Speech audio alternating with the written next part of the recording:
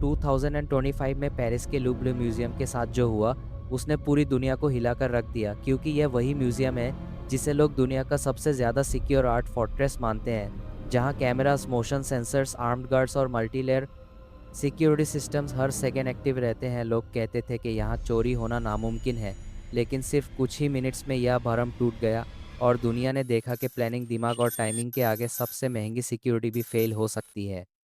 यह वाकया म्यूजियम के नॉर्मल वर्किंग आवर्स के दौरान हुआ, जब अंदर हज़ारों विजिटर्स मौजूद थे।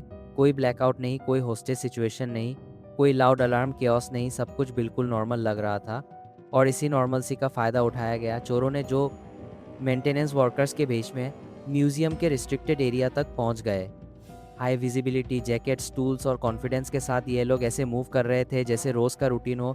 स्टाफ ने भी उन्हें सीरियस थ्रेट नहीं समझा, क्योंकि लूव जैसी जगह पर हर वक्त रिपेयर्स और मेंटेनेंस चलती रहती है। और यहीं से शुरू हुई एक ऐसी चोरी जो हिस्ट्री की फास्टेस्ट और बोल्डेस्ट म्यूजियम रॉबरीज में काउंट होती है। चोरों ने एक अपर बालकनी से गैलरी एक्सेस की, जहां फ्रेंच क्राउन ज्वेल्स रखे गए थे।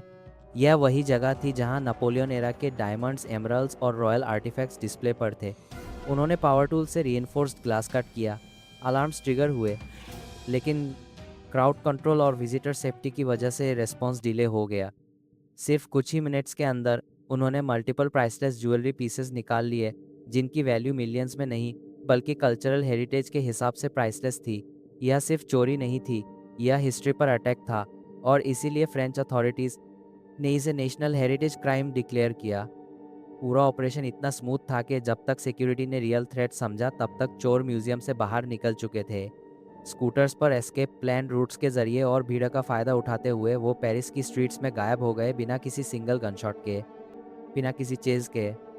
जब इन्वेस्टिगेशन शुरू हुई तो सबसे शॉकिंग बात यह थी कि सिक्योरिटी सिस्टम्स काम कर रहे थे, लेकिन ह्यूमन एजम्पशंस ने उन्हें फेल कर दिया। Maintenance, disguise, insider level planning और परफेक्ट टाइमिंग ने सब कुछ बाईपास कर दिया। कैमराज ने फुटेज रिकॉर्ड की, लेकिन रियल टाइम रिएक्शन लेट हो चुका था।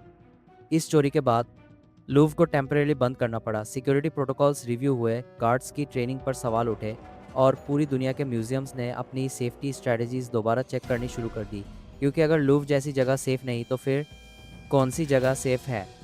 आज भी चोरी हुई ज्वेलरी का पूरा ट्रेस रिकवर नहीं हो सका, और यह केस एक रिमाइंडर बन चुका है कि मॉडर्न क्राइम सिर्फ फोर्स से नहीं बल्कि प्लानिंग से जीते जाते हैं। यह सिर्फ एक हाइस्ट नहीं थी, यह एक मैसेज था कि दुनिया का सबसे सिक्योर म्यूजियम भी सिर्फ 8 मिनट्स में हिस्ट्री बन सकता है।